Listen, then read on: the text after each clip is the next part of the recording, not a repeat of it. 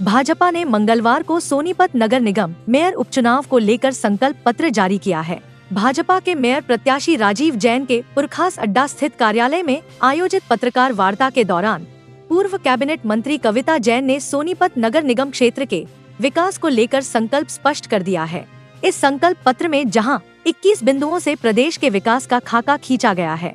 वहीं सोनीपत को लेकर अलग से 18 बिंदुओं में विकास को अमली जामा पहनाने के लिए संकल्प लिया गया है। पूर्व कैबिनेट मंत्री कविता जैन ने जोर देकर कहा कि सोनीपत नगर निगम को लेकर उनकी कार्य योजना तैयार है। सोनीपत शहर के सौंदर्यीकरण व इसे मॉडर्न लुक प्रदान करने के लिए हर संभव प्रयास किए जाएंगे। शहर के साथ साथ नगर निगम में शामिल गांवों की मूलभूत समस्याओं को प्राथमिकता के साथ हल किया जाएगा।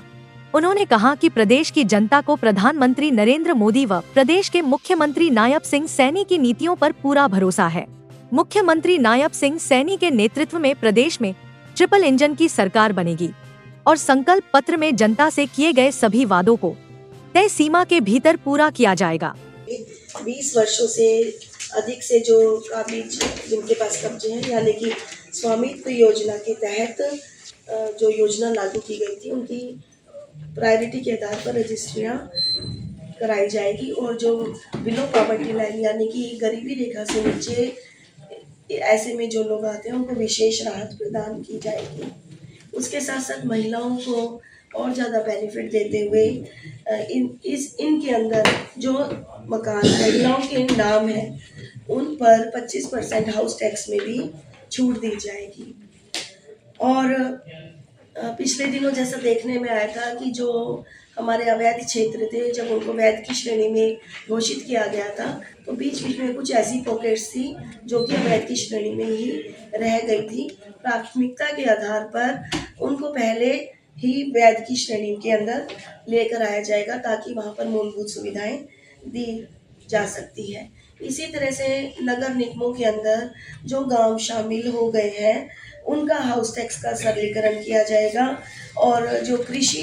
डेयरी हाउसेस उनके हाउस टैक्स में जो लैंड एग्रीकल्चर में यूज़ हो रही है उन गाँव के अंदर, उनमें हाउस टैक्स के लिए अलग से रिबेट दी जाएगी।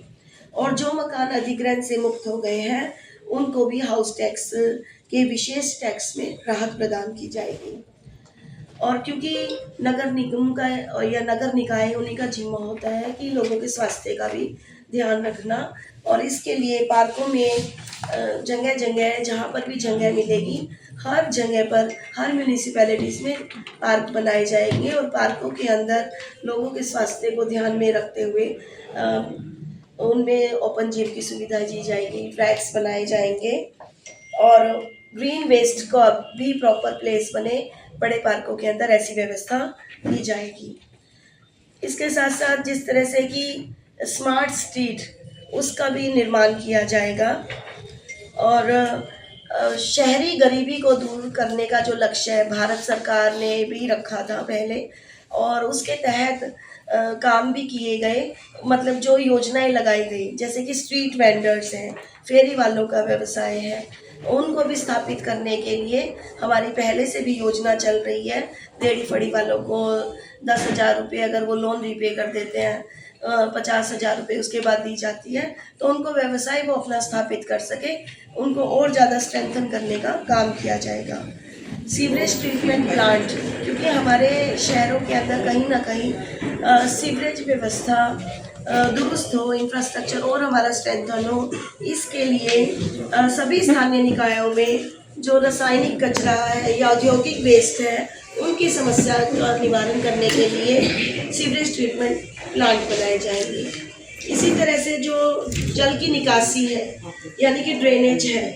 तो सभी स्थानीय निकाय के अंदर जल निकासी समस्या का स्थायी समाधान किया जाएगा। मैम लगातार जिस प्रकार से बात कर रही है, क्योंकि आपका घोषणा पत्र ऑलरेडी आप आज लॉन्च किया है, तो अब जो है कांग्रेस ये कह रही है कि आप स्थानीय निकाय मंत्री। देखिए मैं एक बार पूरा, क्योंकि प्रदेश की तरफ से है तो इसमें जो प्रदेश ने, मैं उनके आपको हेडलाइंस बता देती हूँ। ये प्रदेश का घोषणा पत्र है। इसमें इसी तरह से जैसे चाहे ऑडिटोरियम है, एक ई लाइब्रेरी की स्थापना है, सफाई व्यवस्था को दुरुस्त करना है, महिलाओं के लिए अलग से बाजारों के अंदर पिंक टॉयलेट और उनके सैनिटरी नैपकिन वेंडिंग मशीनें लगाना, सौर ऊर्जा, सौर पैनलिंग को प्रोत्साहन करना, और जैसे ट्रैफिक की समस्या को दुरुस्त करने के लिए पर्यावरण और प्रदूषण पे काम करने के लिए इलेक्ट्रिक बसों का संचालन करना, स्वर्गरोहिणी वाहन, पार्किंग व्यवस्था, कचरे का निस्तारण, सड़कों की गुणवत्ता, आवारा पशुओं से राहत और ऑनलाइन सेवा केंद्र हर बूथ पर स्थापित किए जाएंगे ताकि लोग अपनी समस्या बता सकें। और शहरों की सरकार में भी हम लोग सशक्तिकरण करेंगे ताकि जो शहर के अंदर पार्षद चुने जाते हैं या मेयर चुने जाते हैं या चेयरमैन चुने जाते हैं कि वो अपने आप में सशक्त हो और